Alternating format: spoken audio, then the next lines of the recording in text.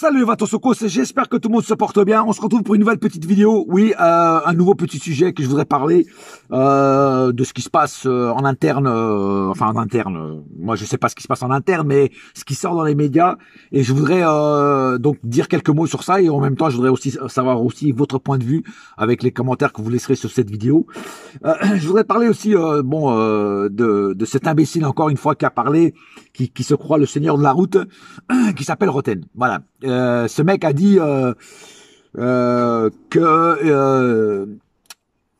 Sergio Ramos devrait être le capitaine du Paris Saint-Germain. Alors ça, c'est se foutre de la gueule du monde et surtout un manque de respect envers Marquinhos, qui pour moi est indétrônable à la place de capitaine. Depuis que Thiago Silva est parti, pour moi, Marquinhos est le meilleur défenseur qu'on a et le plus crédible pour être capitaine. Pourquoi? Déjà parce qu'il est bon défensivement, comme défenseur, et aussi parce que il a l'amour du club et il le prouve tout le temps. Il va tout le temps saluer les supporters parisiens et les supporters parisiens lui rendent bien parce qu'ils ont fait déjà des tifos avec sa tête, enfin à son effigie quoi.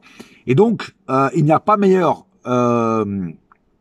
joueur du Paris Saint-Germain pour être capitaine selon moi, et je pense que là on est tous d'accord, que ce soit justement Marquinhos. Alors l'autre imbécile de Rosen qui dit que c'est Sergio Ramos parce qu'il est plus guerrier, il est plus ceci, parce que là déjà Sergio Ramos il faut déjà qu'il revienne jouer avant de penser à le mettre capitaine. Ça c'est la première chose.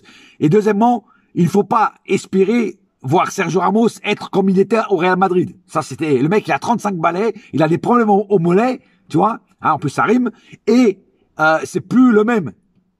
Alors je dis pas qu'il peut pas nous apporter des trucs, il peut nous apporter des trucs.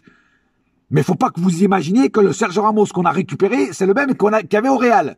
Le mec, il a 35 balais. Hein, déjà, il est largement plus vieux. Et comme je vous ai dit, il a des problèmes physiques. Son corps n'est plus pareil. Voilà.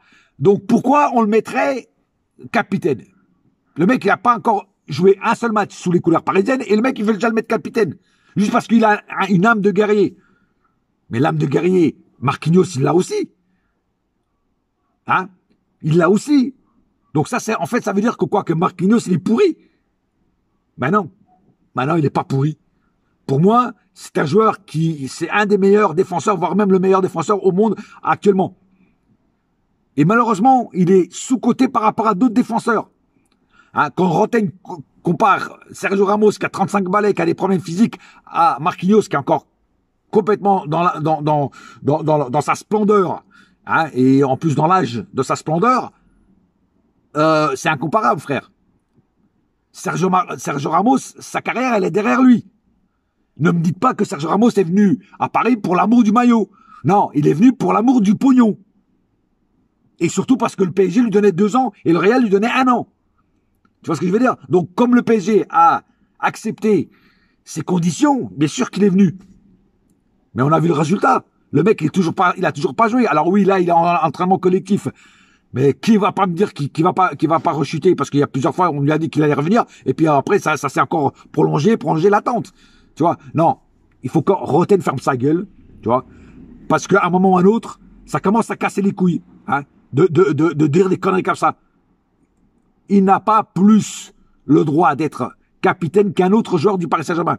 Si on devait changer de capitaine, autant mettre Keylor Navas comme capitaine parce qu'il le mérite par rapport à tout ce qu'il a sauvé comme but et comme action dangereuse. Donc si on devait mettre un autre capitaine à la place de Marquinhos, c'est Keylor Navas.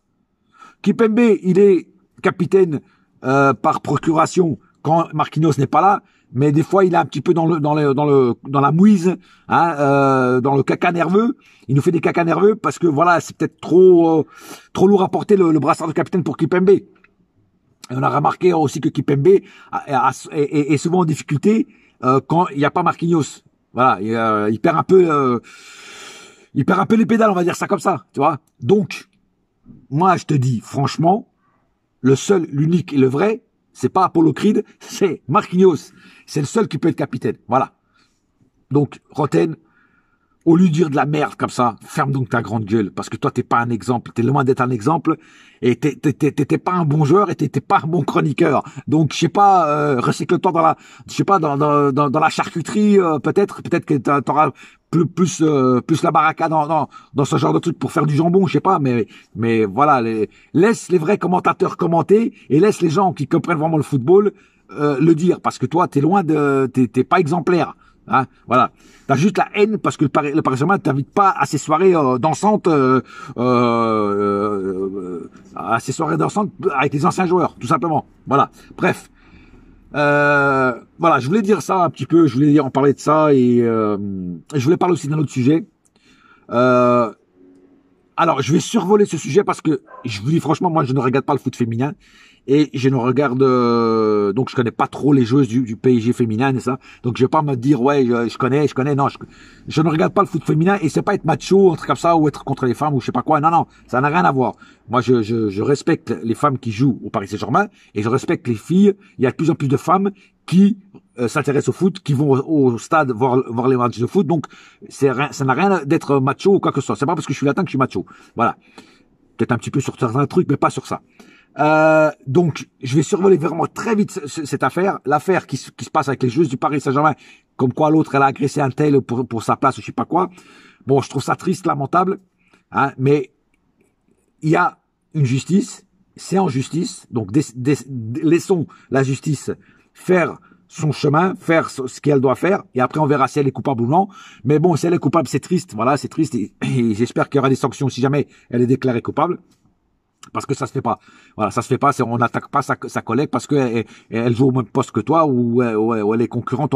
Elle joue la concurrence. Voilà.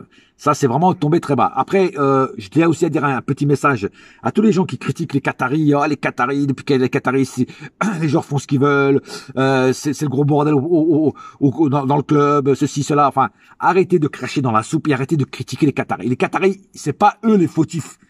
C'est pas eux les fautifs.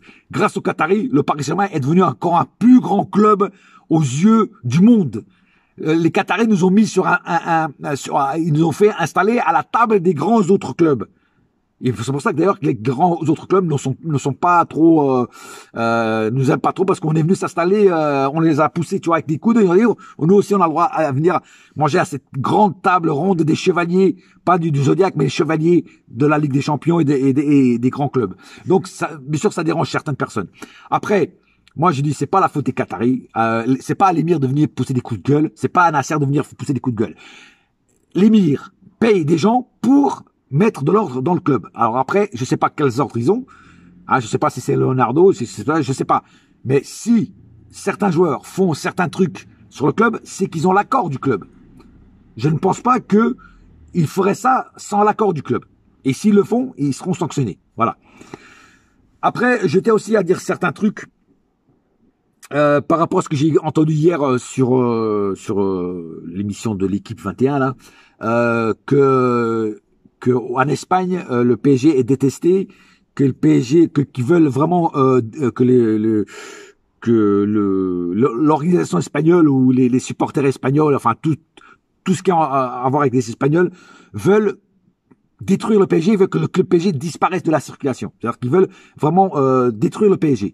Alors ça, je trouve ça vraiment débile mental. Hein, quand on voit ce que le Real Madrid, le Barça, quand ils étaient dans la merde, c'est le roi qui est passé derrière, hein, qui a fait des chèques pour rétablir l'ordre.